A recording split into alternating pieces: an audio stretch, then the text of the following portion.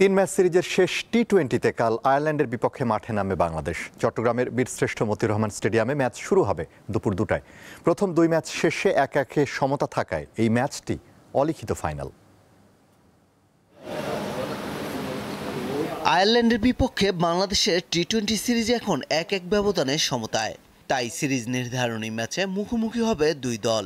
আর ফেব্রুয়ারিতে টি-20 বিশ্বকাপের আগে এটাই বাংলাদেশের শেষ ম্যাচ। এমন ম্যাচে বেশি নানা হিসাব নিকাশের জটিলতায় যেতে চায় না বাংলাদেশ। সিরিজ জিতে শেষটা ভালো করতে চায় টাইগাররা। ম্যাচের আগে সংবাদ সম্মেলনে দলের এমন ভাবনার কথা জানান বোলিং কোচ শন টেইট। বিশ্বকাপের জন্য নিজেদের টিম কন্ডিশন তৈরি, বিকল্প খেলোয়াড়দের পরোক্ষ করে দেখার শেষ সুযোগ ছিল এই সিরিজ। এমন ভাবনা থেকেই শামীম হোসেনকে বাদ দিয়ে প্রথম টি-20 দলে নেওয়া হয় মাহিদুল ইসলামকে। তবে কোনো ম্যাচেই একাদশে সুযোগ পাননি তিনি। আর শেষ ম্যাচে দলে শামীমকে যুক্ত করা হয়েছে, স্কোয়াডে রাখা হয়েছে মাহিদুলকেও। বাংলাদেশের ক্রিকেটারদের পরের ব্যস্ততা বিপিএলকে ঘিরে।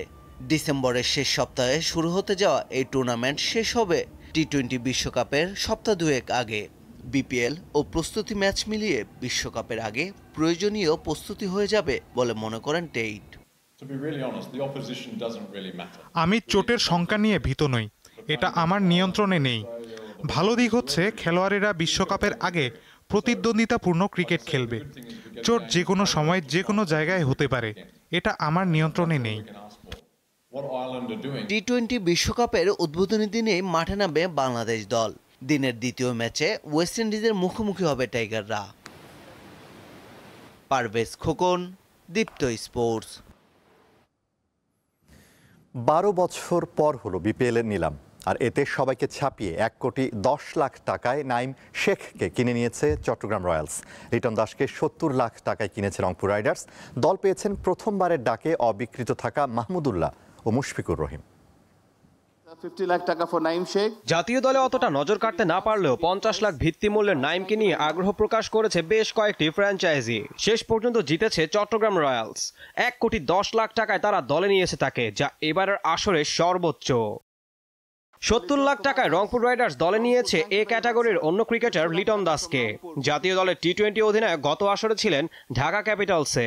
এদিকে বি ক্যাটাগরিতে প্রথম ডাকে অবিকৃত থাকেন মাহমুদুল্লাহ ও মুশফিকুর রহিম। তবে দ্বিতীয় ডাকে 35 লাখ টাকা ভিত্তিমূল্যে মাহমুদুল্লাহকে রংপুর রাইডার্স এবং মুশফিকুর রহিমকে কিনেছে রাজশাহী ওয়ারিয়র্স। তাওহিদ হৃদয়কে 92 লাখে দলে নিয়েছে রংপুর, আর শামীম হোসেনকে 56 লাখ টাকায় নিয়েছে ঢাকা। 35 লাখে ওপেনার পারভেজ হোসেন গিয়েছেন সিলেট টাইটান্সে। সাইফুদ্দিনকে 68 লাখে নিয়েছে ঢাকা ক্যাপিটালস। নিয়ম অনুযায়ী সবগুলো দলকে এ ও বি ক্যাটাগরি থেকে বাধ্যতামূলক 2 জন ক্রিকেটারকে নিতে হয়েছে। নিলামে ওঠা শেষ 2 ক্রিকেটার জাকের আলী ও মাহিদুল ইসলামকে ভিত্তিমূল্য 35 লাখ টাকাতে নিয়েছে নোয়াখালী এক্সপ্রেস। পেসার নাহিদ রানা 56 লাখ টাকায় গেছেন রংপুরে। সবশেষ রাইজিং স্টার্স এশিয়া কাপে ঝড়তলা ওপেনার হাবিবুর রহমানকে নিতে নোয়াখালী খরচ করেছে 50 লাখ টাকা।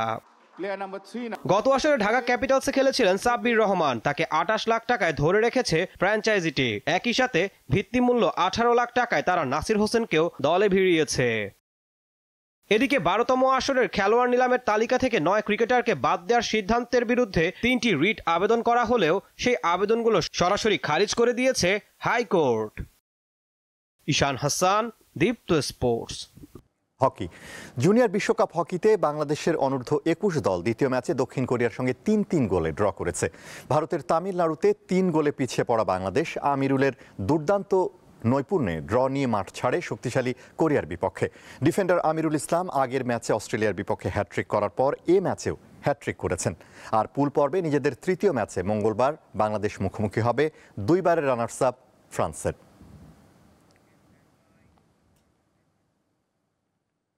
জাতীয় স্টেডিয়ামে আগামী 5 ডিসেম্বর অনুষ্ঠিত হতে যাচ্ছে AFB Latin Bangla super cup 2025, যেখানে বাংলাদেশের প্রতিপক্ষ লাতিন আমেরিকার 2 দেশ ব্রাজিল ও আর্জেন্টিনা।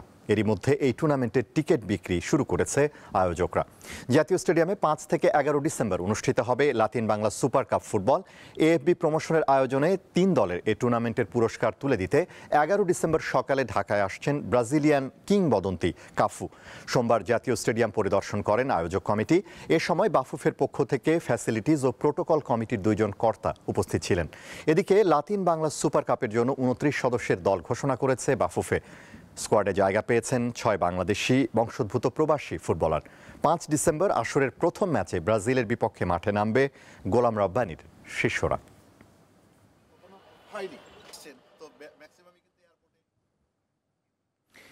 এফসি অনূর্ধ্ব 17 এশিয়ান কাপের কোয়ালিফায়ার্সের গ্রুপ পর্বের ম্যাচ শেষে দেশে ফিরেছে বাংলাদেশ দল। টানা 4 ম্যাচ জিতে এফসি অনূর্ধ্ব 17 এশিয়ান কাপ ফুটবল বাছাইয়ে বাংলাদেশ রোববার বাঁচা মরার লড়াইয়ে মুখোমুখি হয়েছিল চীনের। শক্তিতে অনেক এগিয়ে থাকা স্বাগতিকদের বিপক্ষে একমাত্র জয়ই ছিল চূড়ান্ত পর্বে ওঠার পথ। তবে চীনের কাছে 4-0 গোলে হেরে বাছাইয়ের অভিযান শেষ করল বাংলাদেশের কিশোররা।